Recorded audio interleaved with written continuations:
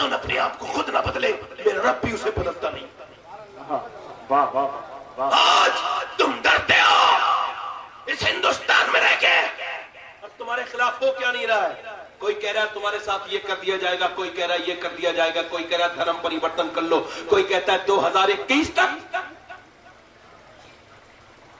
اور پھر کبھی گائے کے نام پہ, کبھی بیل کے نام پہ, کبھی اس نام پر مسلمانوں کو مارا جا رہا ہے. مگر ہم خاموش تھے, مجھے تھوڑی مارا گیا ہے, پڑوسی کو مارا گیا ہے, میں مارا جاؤں گا تو دیکھوں گا. وقت پر کافی ہے آنسو ایک آب ناہندام کا, جل گیا تو کھیت, برسا بھی تو کس کام کا. آج اگر کچھ کر سکتے ہیں تو کریں. میں کہتا ہوں آپ کو مٹانے کی باتیں چل رہی ہیں جناب والا. کچھ دنوں پہلے جب یہ سب چیزیں آئی تھی کہ مسلمانوں کو مارا بھی جا رہا ہے, ظلم بھی ہو رہا ہے, جب میں نے کچھ واقعات پڑھے تھے, سینسیٹیو آدمی ہوں بہت زیادہ, میں جو ہے وہ جذباتی ٹائپ کا انسان ہوں, میں نے جب سنا تو میں رونے لگا کہ اب میں کیا کریں ہیں کہ مسلمان, ہندوستان کے مسلمان سب اللہ اس کے رسول صلی اللہ تعالیٰ علیہ وسلم کے وفادار ہیں, اور یہاں کے مسلمان میرے نبی کریم فرماتے مجھے ہندوستان سے ٹھنڈی ہوائیں آتی ہیں. سبحان اللہ, تو بولے سبحان اللہ, سبحان اللہ, سبحان اللہ. دل لگ رہا ہے آپ لوگوں کا نہیں لگ رہا ہے؟ اور اس ٹائپ کی تقریر آپ کو اچھی نہیں لگتی ہوگی, البتہ سن ضرور لیں. اگر آسان نہ کرے پھر بھی سن لے میری بات. کچھ داد کا طالب نہیں یہ بندہ آزاد. مجھے آپ کے نعروں سے فراوانی حاصل نہیں ہوگی, اور آپ خود آرام سے سنتے جائیں گے تو میں کچھ آپ کو سنانے کی کوشش کروں گا تھوڑی دیر. اور میں تھوڑا لیٹ ہو گیا اور میں اس کے لیے معذرت چاہتا ہوں. تو آپ حضرات سے میں عرض کرنا چاہتا ہوں کہ آپ حضرات ذرا غور کریں کہ آج ہمارے اوپر کیا ایسی چیز ہے. ایک طرف ہمارے مذہب کے اوپر حملہ ہو رہا ہے, ایک طرف کچھ دنوں پہلے ایک صاحب بیٹھ گئے تو لوگ بڑے پریشان ہو گئے, میں بڑا پریشان ہو گیا, میں رونے لگا اپنے رب کی بارگاہ میں, پروردگار اور میرے نبی کو یہاں سے ٹھنڈی ہوائیں آتی تھی تو یہ ملک مٹے گا نہیں, یہاں سے قیامت تک مدینے کو ہوائیں جاتی رہیں گی. اور وہ ہوائیں کیا ہے, وہ ہوائیں کیا ہے, علامہ شیخ عبدالحق محدث دہلوی فرماتے ہیں وہ ہوائیں درود و سلام ہے جو صبح اور شام کو حضور کی بارگاہ میں ہندوستان سے پہنچتا ہے اور پاکستان سے پہنچتا ہے. اب ذرا غور کریں, میں نے کچھ دنوں پہلے عرض کیا تھا مولا اب کروں تو کروں کیا, اور جاؤں تو جاؤں کہاں, اور کہوں تو کہوں کس سے, اور آخر کون میرا پرسان حال بنے گا.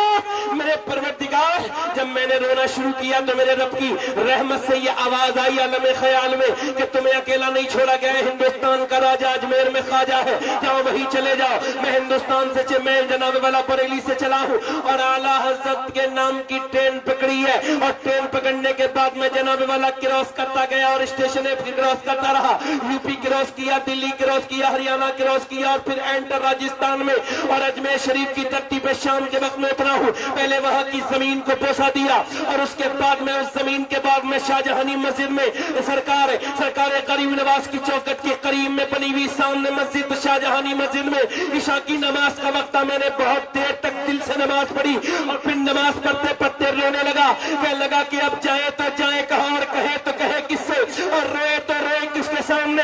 اللہ اللہ, میں نے غریب نواز کی چوکٹ کی طرف کو پھر نظر کی, وہ سفید گنبد جو رات کی جناب والا رات کی روشنی میں چمک بھی رہا تھا. جب میں نے رات میں سفید گنبد کو جب میں نے چمکتے دیکھا, وہ مسلمانوں کی شان بھی ہے, وہ مسلمانوں کی جان بھی ہے, اس سے مسلمان قربان بھی ہے. میں کہنے لگا غریب نواز جب آپ کے گنبد میں اتنی رونق ہے تو پھر آپ کے نانا جان کے گنبد خزرہ کا عالم کیا ہوگا. میں غریب نواز کی چوکٹ کی طرف کو چلا ہوں اور میں عرض کرتا ہوں غریب نواز آپ نے کلمہ پڑھایا تو ہم کلمہ پڑھ کے مسلمان ہو گئے, مگر اب جائے تو جائے کہاں. یہاں پہ کبھی کسی نام پہ ہمیں مارا جا رہا ہے, کبھی ہمیں ستایا جا رہا ہے, کبھی کہا جا رہا ہے اپنا دھرم بدل لو, کبھی کہا جا رہا ہے کہ 2021 تک تمہیں مٹا دیا جائے گا. غریب نواز یہ عام سب آپ کے در کے بھکاری, آپ ہمارے آقا ہیں, آپ نے کلمہ پڑھایا تو یہاں کے لوگ مسلمان ہو گئے. کتنا دین کا کام ہوا اے میرے آقا.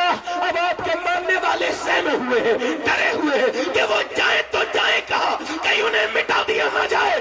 جب میرے آنسو میرے کیا غریب نواز عورتیں پریشان ہیں, مرد پریشان ہے, جب میرے آنسو غریب نواز کی چوکٹ پہ گرے آواز آئی تمہیں کوئی نہیں مٹا سکتا. میں نے کہا مٹا دیا جائے گا, ان کے پاس سینا ہے, ان کے پاس پاور ہے, ان کے پاس طاقت ہے, کہا نہیں مٹا پائیں گے. میں نے کہا غریب نواز کیسے سمجھوں کا پیچھے چلا جا, اتہاس میں ماضی میں چلا جا, ہسٹری میں چلا جا. میں پیچھے جانے لگا 100 سال پیچھے, میں 200 سال پیچھے, میں 300 سال پیچھے, میں 400 سال پیچھے. میں 500 سال پیچھے، میں 600 سال پیچھے کھڑے ہو کے کہہ رہا ہوں اے میرے غریب نواز کچھ نظر نہیں آ رہا، کہاں اور پیچھے آ۔ جب میں 650-700 سال پیچھے آیا تو کیا کچھ نظر آیا؟ میں نے کہا ہاں۔ کہا کیا؟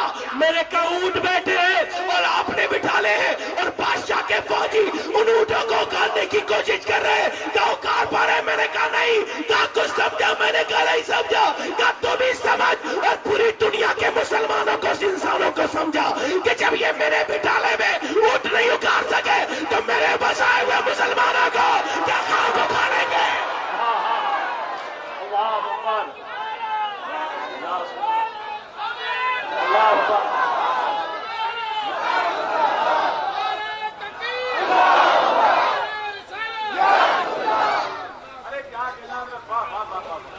نعرے تکبیر، نعرے رسالت، فیضان غریب نواز، نعرے تکبیر، نعرے رسالت۔ میرے نبی کی عمر 40 برس ہوئی ہے، زور سے بولے سبحان اللہ۔ سبحان اللہ، کتنے برس ہوئی ہے؟ یہاں سے تقریر شروع مانیے گا، زور سے بولے سبحان اللہ۔ سبحان اللہ۔ اور اللہ کا حکم ہوا میرے محبوب اب آپ کھل کے کہہ دیں کہ اللہ ایک ہے۔ آپ بھی کہا سرکار فرماتے ہاں، وہ کہتے ہیں کہ آپ نبی تو معجزہ دکھائے۔ سرکار مسکراتے ہیں اور خدا کی عزت کی قسم جب آمنہ کا بیٹا مسکراتا ہے تو خالی آمنہ کا بیٹا نہیں مسکراتا، پوری کائنات مسکرانے لگتی ہے۔ سبحان اللہ، سبحان اللہ۔ سرکار فرماتے ہیں معجزہ دیکھیں گے کہاں؟ ہاں۔ اور دنیا نے بڑی ترقی کی ہے، لوگ میری چاند پہ پہنچ گئے، لوگ بات کرتے ہیں اور لوگ کہتے ہیں ایسا الٹرا ساؤنڈ مشین کا ایجاد ہو گیا جو جسم کے اندر کے معاملات کو بتا دے گی کہ اس کے اندر پھوڑا ہے یا پھنسی ہے یا پھر بچی ہے یا بچہ ہے یا پھر آپ وغیرہ وغیرہ تمام چیزیں بتاتی ہیں، لوگ اس پہ ایمان بھی رکھتے ہیں۔ ایک انسان کی بتائی ہوئی مشین کو لوگ غیب داں مانتے بھی ہیں، اس پہ عمل بھی کرتے ہیں۔ الٹرا ساؤنڈ مشین، لوگ کہتے ہیں کہ ایسی مشین بنی ہے، میں یقین نہیں رکھتا ہوں کہ لوگ کہتے ہیں وہ جھوٹ پکڑ لیتی ہے۔ آئی ڈونٹ بلیو، مجھے تو یقین نہیں ہے مگر لوگ کہتے ہیں۔ مگر آج تک کوئی ایسی مشین نہ بنا سکا۔ بڑی بڑی مشینیں ایجاد ہوئی، ہوائی جہاز ایجاد ہوئے، یہ ایجاد ہوا، کوئی یہ مشین نہ بتا سکا جو عبد القادر صاحب سو رہے ہیں تو خواب کیا دیکھ رہے ہیں، صوفی صاحب سوئے تو خواب کیا دیکھ رہے ہیں، سید شہباز سو رہا ہے تو خواب کیا دیکھ رہے ہیں۔ کوئی بتا سکتا ہے؟ بتا سکتا ہے؟ یہاں تک کہ بیوی اپنے شوہر کا خواب نہیں بتا سکتی، شوہر بیوی کا خواب نہیں بتا سکتا، بہن اپنے بھائی کا خواب نہیں بتا سکتی اور بھائی اپنے بہن کا خواب نہیں بتا سکتا، چاہے کتنا بھی قریبی ریلیشن۔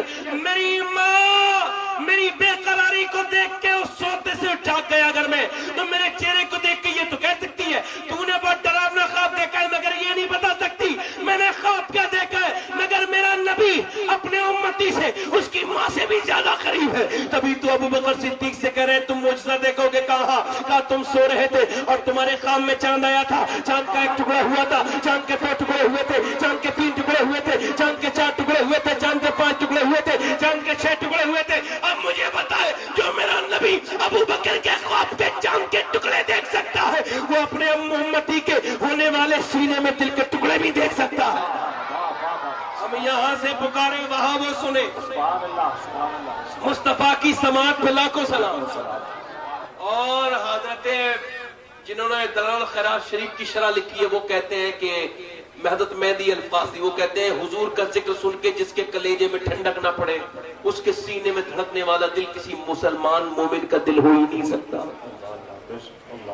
حضور کے ذکر کے وقت میں انتہائی درجے کا مغرور خاموش رہتا ہے، باقی سب بولتے ہیں۔ زور سے بولے سبحان اللہ، دل لگا کے بولے سبحان اللہ، تو بولتے رہیں، اللہ آپ کی نیکیوں میں اضافہ کرتا رہے گا، بولتے رہیں آپ لوگ۔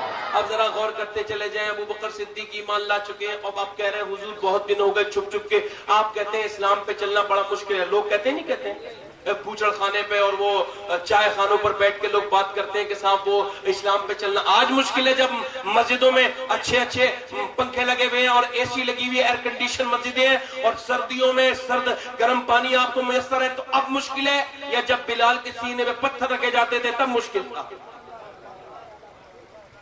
توجہ چاہتا ہوں میں آپ حضرات سے، تھوڑی دیر کے لیے مجھے آپ کی توجہ کی درکار ہے، سنیں آپ۔ آج مشکل ہے، آپ مجھے بتائیں یا جب مشکل تھا جب بلال کے سینے پہ پتھر رکھے جاتے تھے؟ حضرت ابوبکر صدیق عرض کر رہے ہیں حضور بہت دن ہو گئے چھپ چھپ کے تبلیغ کرتے ہوئے، اب دل چاہتا ہے کہ کھل کے تبلیغ کریں۔ آقا فرماتے بڑے شرپسند ہیں یہ مکے والے، نہ حضور اجازت دے دیں، جب حضور دیکھتے بے قراری تو اجازت دے دیتے ہیں۔ 38 مسلمان ہو چکے تھے اور سرکار دو عالم کے ساتھ کعبے میں پہنچ گئے، ابو بکر صدیق پیچھے پیچھے، اور کعبے میں پہنچنے کے بعد میرے آقا کریم نے فرمایا کہ اللہ، ابو بکر تم کھڑے ہو کے کہو، سبحان اللہ سبحان اللہ کیا کہو گے؟ آواز بلند ہوتی ہے اللہ ایک ہے۔ جب یہ آواز مکے کے تمام کفاروں کے گھروں میں پہنچتی ہے تو بے قرار ہو جاتے ہیں، بے چین ہو جاتے ہیں۔ اتنی ہمت ہو گئی مسلمانوں کی، کھل کے تبلیغ کریں گے۔ بڑے بڑے ظالم اپنے اپنے ہاتھ میں ظلم کا سامان لے کر کے آتے ہیں اور کہتے ہیں بند کرو یہ کہنا اللہ ایک ہے۔ تمہاری اتنی ہمت کہ ہمارے کعبے میں ہمارے بتوں کے سامنے ہمارے بتوں کو برا کہو کہ بند کرو اللہ ایک ہے۔ ابو بکر کہتے ہیں اب یہ سانسیں بند ہو سکتی ہے مگر یہ آوازیں بند نہیں ہو سکتی کہ اللہ ایک ہے۔ کہتے ہیں ہم تمہاری جان لے لیں گے۔ حضرت ابوبکر صدیق ارشاد فرماتے ہیں تم میری جان لے سکتے ہو، میرا ایمان نہیں لے سکتے۔ سبحان اللہ سبحان ظالم اپنے ہاتھ سے سن کی تمام چیزیں اٹھاتے ہیں، کسی کے ہاتھ میں پتھر، کسی کے ہاتھ میں ڈنڈا، کسی کے ہاتھ میں کچھ، اور حضور کے ان غلاموں کے اوپر حملہ ہو جاتا ہے۔ نبی کو تو پروٹیکشن میں لے لیا جاتا ہے مگر ایک ظالم آ کر کے سیدنا ابو بکر صدیق کے سر پہ ڈنڈا مارتا ہے۔ آپ کے چہرے سے سر پہ ڈنڈا لگنا ہوتا ہے، زمین پہ گر جاتے ہیں، پھر اس پہ اکتفا نہ کرتا ہے اور ڈنڈے مارتا ہے، پھر آپ کے سینے پر بیٹھ جاتا ہے، پھر اپنا جوتا نکال کے آپ کے چہرے پر زور سے مار کے کہتا ہے کہو گے اللہ ایک ہے؟ آپ پھر بھی کہتے ہیں اللہ ایک ہے۔ آپ اسلام کی تکلیفوں کو، آپ پر تکلیفیں بھی گزری کہاں ہیں؟ میری ماں نے مجھے اسلام دیا تھا، میرے باپ نے مجھے اسلام دیا تھا، البتہ ہم سمجھے تو نہیں اسلام کیا ہے، ہم نے نہ تو کوئی قربانی دی ہے، اور جب تک کسی چیز پہ قربانی پیش نہیں کی جاتی اس کی اہمیت کا بھی اندازہ انسان کو ہوتا بھی نہیں ہے۔ میں آپ سے عرض کرنا چاہتا ہوں میری بات پر آپ غور کریں اور بڑے دھیان سے۔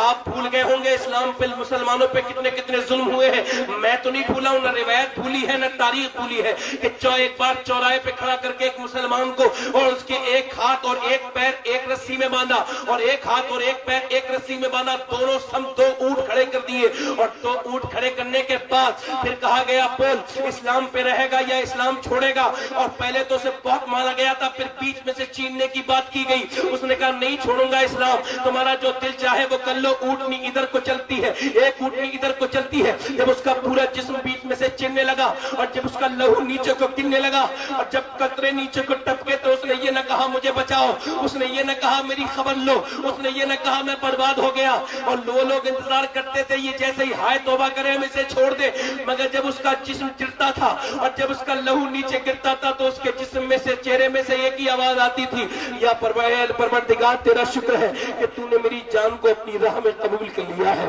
پروردگار تیرا شکر ہے۔ ایک صحابی کے ہاتھ کو پتھر پہ رکھا گیا تھا، پتھر پہ، کبھی آپ کے ساتھ ایسا نہیں ہوا ہے، پتھر پہ رکھا گیا، پھر ایک تیز دھاردار اوزار مارا گیا اور پھر وہ انگلیاں آگے کو کٹ کے چلی گئی، پتھر پہ خون نکلنے لگا، پھر اس کے بعد اس سے کہا گیا بول اسلام پہ رہے گا؟ ہاں ہوں گا۔ پھر اس کے ایک مرتبہ اور مارا گیا، پھر مارا گیا تو پھر اس کی انگلیاں کٹ کے آگے کو چلی گئی، پھر اس کے ہاتھ کانپنے لگا، اور درد کتنا ہوگا، کتنا بھی پہلوان ہو، انگلی اگر دروازے میں اڑ جائے، اگر دروازے میں جناب والا انگلی آدمی کی اگر پس جائے اور اس میں پھنس جائے تو کتنا بھی طاقتور آدمی ہوتا ہے چیخ جاتا ہے، مگر اس کی ایک بار بھی چیخ نہیں نکلی۔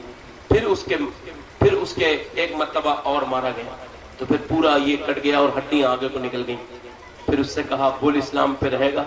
تو اس نے رو کے ایک بات کہی، تاریخ نے اپنے دامن میں اسے چھپا لیا بات کو، اس نے کہا کہ تم میرا ہاتھ کیا کاٹتے ہو، پورا جسم کاٹ کے دیکھ لو، یہ میں نے اپنے جسم پہ نام لکھا ہوا نہیں ہے، یہ میرے دل پہ لکھا ہوا نام ہے، تم سے مٹ نہیں سکتا۔ سبحان